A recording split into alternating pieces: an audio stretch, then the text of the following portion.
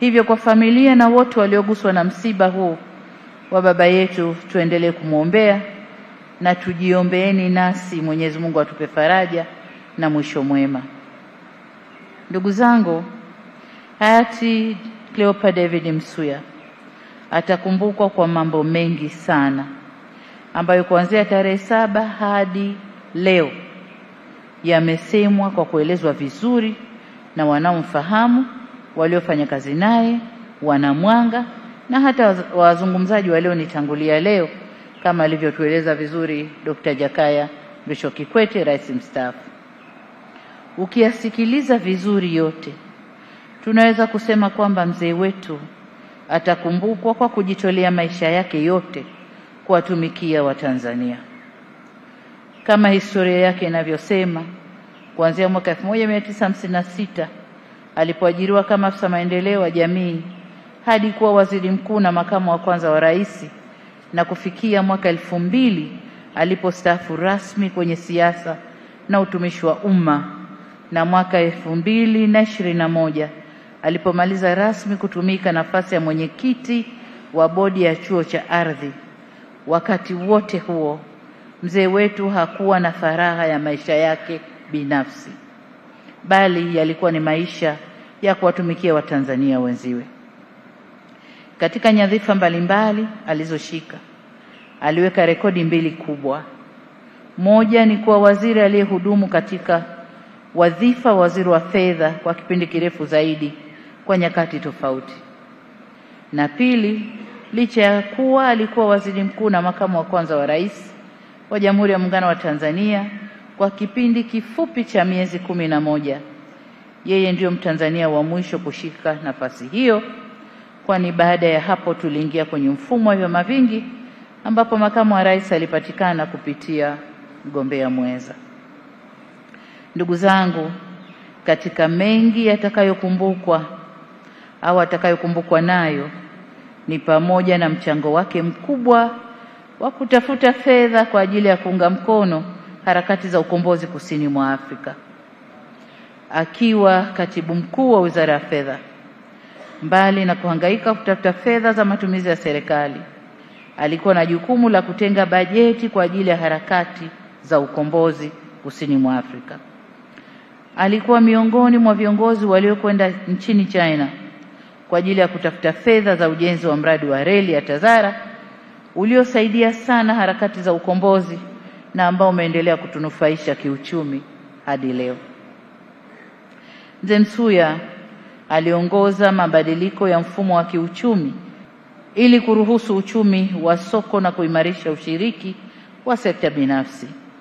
Hiki kilikuwa kipindi kigumu cha kukabiliana na upinzani na shinikizo kutoka wafadhili wa kimataifa, wanasiasa nchini, wafanyabiashara wazawa na wasio wazawa na makundi mengine, baadhi yao wakiunga mkono mageuzi na wengine wakiyapinga kwa sababu tofauti tofauti. Hata baada ya kustaafu, Mzee Msuya aliendelea kutoa mchango kwa taifa kupitia ushauri wake kwa viongozi mbalimbali waliopo serikalini, na hili amelisema pia rais mstaafu. Hapa nikiri kwamba mimi mwenyewe nilifaidika. Nilimsikia makamu wa rais naye anasema alikwenda kumuona na alifaidika, na hatukuwa peke yetu, ni wengi, viongozi wengine wengi tumekuwa tukienda kwake ili pamoja na kumjulia hali kupata ushauri na busara zake.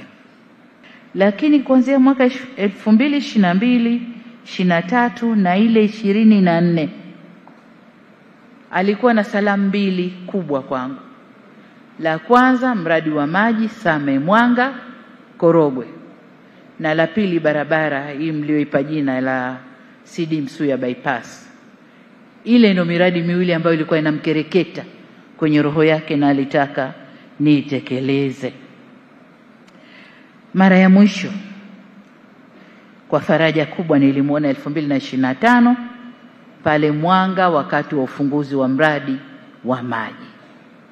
Alikuwepo na kigari chake, kutembea hawezi na kigari chake, lakini alifika kushuhudia lile ambalo alikuwa anatamani litokee. Alikuja tukawa naye. Niliposikia habari za kifo chake, nikasema Mungu asante. Ingekuwa ule mradi haukukamilika, ningekwenda kumzika mzee na moyo gani? Ningejisikiaje? Lakini nakwenda kumstiri mzee wangu huyu, lile tamanio la moyo wake nikiwa nimelitimiza. Kwa hiyo nimeshukuru sana. Kwa hiyo ninapata faraja kwamba mzee huyu Mungu amemwita wakati yale aliyotaka kuyaona kwa macho yakiwa yametimia. Namshukuru sana Mungu. Katika hatua nyingine, ushauri wa mzee huyu, timu inayotuandikia dira mpya ya taifa maendeleo hivi sasa ilifika nyumbani kwake Upanga, Dar es Salaam kupata mawazo yake, ambapo alisisitiza viongozi tuliopo serikalini kuwa na uthubutu katika kuanzisha na kutekeleza miradi yenye tija kwa taifa. Kwa muda wa wiki nzima sasa tumekuwa tukisikia mchango wa mzee wetu kwa nchi, jamii na hata nje ya nchi. Tumekuwa tukisikiliza hadithi yake aliyoiandika wakati wa uhai wake, kama alivyotukumbusha mzee wetu Mzee Mwinyi kwamba maisha ni hadithi, na akatusihi kujiandikia hadithi nzuri. Tunapoelezwa hadithi ya Sidi Msuya ina mambo mengi, au tunaposikiliza ina mambo mengi ambayo sisi viongozi wa sasa tunapaswa kujifunza. Alishaandika hadithi yake na kila anayesimama anaisoma kwa vipengee, chapter tofauti tofauti, lakini hadithi nzuri aliyoiandikia nchi yake. Kwa sisi viongozi wa sasa tunapaswa kujifunza. Baadhi ya mafunzo hayo yapo yatakayoishi kwenye akili zetu, yapo yatakayoishi kwenye nyoyo zetu, na yapo yatakayoishi kwenye maisha yetu wenyewe. Tujifunzeni. La kwanza ni kuwa tuwe wapenda maendeleo na kutoacha kusimamia kile tunachokiamini bila kuyumbishwa na chochote. Huyo ndo alikuwa mzee Msuya, na Dr. Kikwete amethibitisha hapa. Alifanya kila namna kusimamia kile alichokiamini ambacho kitakuwa na manufaa kwa jamii. Miradi mingi, mabadiliko na mambo mengi alisimamia. La pili ni kufanya kazi kwa uzalendo, uadilifu na uaminifu kama alivyokuwa yeye. Aliamini katika matumizi mazuri na usimamizi wa karibu wa rasilimali za taifa ili zilete tija kwa wananchi. Jambo la tatu, aliamini kwamba ujuzi na utaalamu una nafasi kubwa katika kuleta maendeleo. Aliheshimu maoni na ushauri wa kitaalamu na pia kutumia wataalamu kumuongoza au kumsaidia katika kuamua mambo mazito. La nne, hakuwa mwoga wa mabadiliko. Aliamini mabadiliko ni hatua katika maendeleo. Alifanyia kazi kwa umakini mkubwa maeneo ambayo alishauriwa kufanyiwa mabadiliko, iwe na wataalamu wa ndani au taasisi za kimataifa. Kutokana na imani hiyo, miongoni mwa rai alizowaachia waandishi wa dira ya miaka 25 ijayo ni kuhakikisha kuwa tunakuwa na wataalamu ambao wanaweza kutathmini mazingira yetu pamoja na changamoto zinazotukabili ili kubuni mipango itakayoendana na uhalisia wa nchi yetu kiuchumi, kisiasa na kijamii. Waziri wangu wa mipango ya uwekezaji yupo? Kitila hayupo.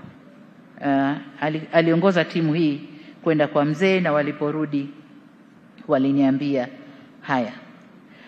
Lakini jambo la tano ambalo mimi sikuwa nimeliweka, lakini nilimsikia rais mstaafu amelisema, jambo la uvumilivu ni muhimu sana. Mimi kwangu nilikuwa nimelisahau, sikuliweka, lakini uvumilivu ni jambo ambalo tumekuwa tukilihimiza hasa katika ile falsafa yetu ya R4, lakini rais amelisema vizuri sana. Lakini mbali na hayo, mzee huyu alikuwa ni muamini wa kujenga umoja na mshikamano, na ameacha sifa hiyo kwa kwa kiasi kikubwa hapa wilayani Mwanga. Tunaambiwa moja kati ya sifa za wilaya hii, wanapoambiwa tokeni, kuna jambo la kiwilaya mkalifanyie kazi, watu wote wanatoka na wanakwenda kufanya kwa pamoja. Huo ni kujenga umoja.